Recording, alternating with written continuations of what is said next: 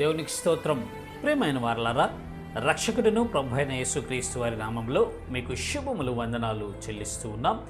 దేవుడు మిమ్మలను, మీ బిడ్డలను, మీ కుటుంబములను దీవించి ఆశీర్వదించునుగాక. ఆమేన్. God bless you. దేవునికి స్తోత్రం. హల్లెలూయా. ప్రియమైన దేవుని పిల్లలారా, దేవుని వలన బలమునొందు మనుష్యులు ధన్యులు అని పరిశుద్ధ గ్రంథంలో దేవుడు మన కొరకు రాయించారు. ఎవరు ధన్యులుగా ఎంచబడతారు అని మనం ఒకసారి ఆలోచించినట్లయితే అనేక రకాల విషయాలు దేవుడు మాట్లాడుతూ ఒక మాట ఇట్లా అంటున్నాడు.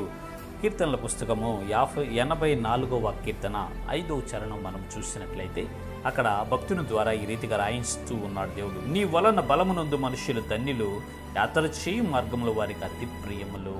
దేవునికి స్తోత్రం. హల్లెలూయా. దేవుని వలన బలము నొందే మనుష్యులు ధన్యులు అంటండి. ప్రియమైన ప్రజలారా, దేవుని యొక్క బలము ఎలా ఉంటుందంటే రెండు రకాలుగా ఉంటుంది. ఒకటి ఈ శరీర సంబంధంగా ఉంటుంది, భూ సంబంధంగా ఉంటుంది. రెండు ఆత్మ సంబంధంగా స్పిరిచువల్గా ఉంటుందండి. స్పిరిచువల్గా ఉంటుంది. ఒకటి భూ సంబంధంగా ఉంటుంది, రెండు పర సంబంధంగా ఆత్మ సంబంధంగా ఉంటుంది. ఈ రెండింటి బలాల్ని ఇచ్చే శక్తి మన దేవుడికి ఉంది, మన రక్షకుడైన యేసు ప్రభు వారికి ఉందండి. అందుకే యేసుక్రీస్తు ప్రభు వారు ఆరోహణమై వెళ్ళిపోయేటప్పుడు క్రీస్తు 1వ శతాబ్దంలో ఆయన శిష్యులకు చెప్పారు. ఏమనంటే, మీరు యెరూషలేము నుంచి వెళ్ళక పైనుంచి వచ్చే శక్తిని పొందుకోవడానికి యెరూషలేములో నిలిచి ఉండి కనిపెట్టుకొని ఉండండి అని చెప్తాడు.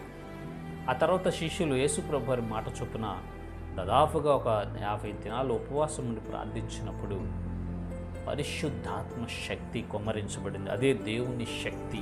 వారు ఆ దినమున దాదాపుగా 120 మంది ఇంచుమించుగా పరిశుద్ధాత్మ శక్తితో నింపబడ్డారు. అదే దేవుని వలన బలము పొందడం అంటారు. ఆ పరిశుద్ధాత్మ శక్తితో నింపబడినప్పుడు అన్య భాషలు మాట్లాడారు, అద్భుతాలు చేశారు, ధైర్యం పొందుకున్నారు, ఆశ్చర్యకార్యాలు చేశారు, సూచక్రియలు చేశారు, మహత్కార్యాలు చేశారు, గొప్ప కార్యాలు, దయ్యాలను వెళ్ళగొట్టారు, రోగులను స్వస్థపరిచారు, అనేక అద్భుతాలు జరిగింపచేశారు. కారణం ఏంటంటే దేవుని వలన వారు బలమును పొందుకున్నారు. దేవుని వలన వారు బలం పొందుకున్నారు కాబట్టి ఆశ్చర్యకార్యాలు జరిగింపచేశారు. ప్రియులారా, ప్రియమైన దేవుని పిల్లారా, ఇక్కడ వాక్యం సెలవిస్తుంది, దేవుని వలన బలమును పొందుకున్న మనుష్యులు ధన్యులంటే వారు ధన్యులు. ఆ దినాన ఆది అపోస్తులు. ఈ దినాన మనము కూడా దేవుని వలన బలం పొందుకోవాలి. ఇటు శరీరానికి స్వస్థత, అటు ఆత్మకు బలము. ఆయన సర్వాంగ కవచమును మనకు ధరింపచేస్తాడు. తుదకు ప్రభు యొక్క మహాశక్తిని బట్టి బలవంతులై మనం ఉండాలంటే. ఎందుకంటే మనము యుద్ధభూమిలో ఉన్నాము. ఈ యుద్ధంలో జయించాలి అంటే సాతాను శక్తులు, అంధకార దురాత్మ చీకటి శక్తులతో యుద్ధము చేయాలి అంటే దేవుని వద్ద నుంచి వచ్చే బలము మనకు అవసరం అండి. మనము బలహీనులము.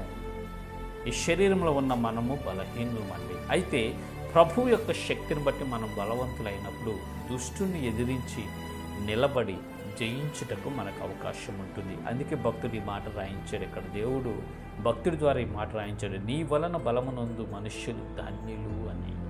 ఆ బలమును మనం పొందుకోవాలనే దేవుని ఉద్దేశం. ప్రియమైన సహోదరి, సహోదరుడా, శారీరక బలము లేక అస్వస్థతకు గురై ఉన్నావా? రకరకాల రోగాల చేత శరీరం ఇబ్బంది పడుతుందా?